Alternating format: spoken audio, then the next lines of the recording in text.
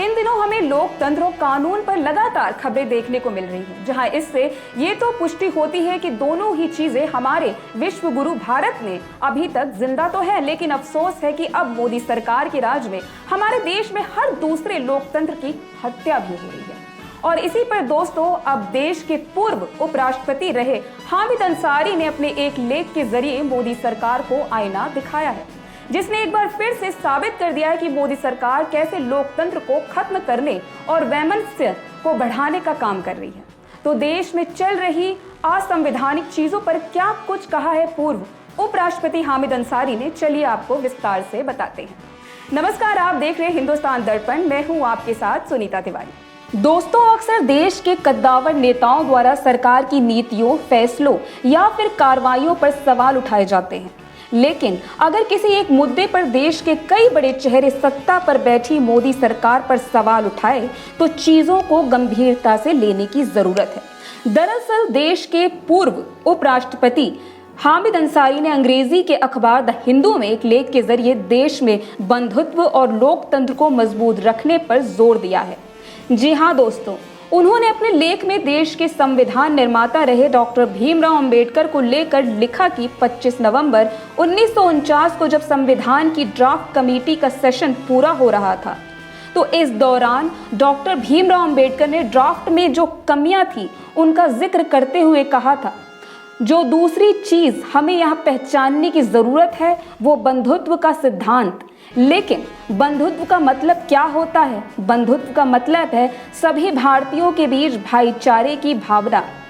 ये वो सिद्धांत है जो एकता और समर्थन का भाव सामाजिक जीवन से जोड़ता है। इसे हासिल कर पाना एक मुश्किल काम है। अंबेडकर ने कहा था कि बंधुत्व के भाव के बिना लोगों के बीच समानता और आज़ादी एक दिखावा मात्र होकर रह जाएगी। दोस्तों, इसके बाद आगे अंसारी कहते हैं कि बंधुत्व का भाव हमारे संविधान और हमारी चुनावी प्रक्रिया से भुला दिया गया है। ये हमारी सामाजिक एकता से सीधे जुड़ा हुआ है।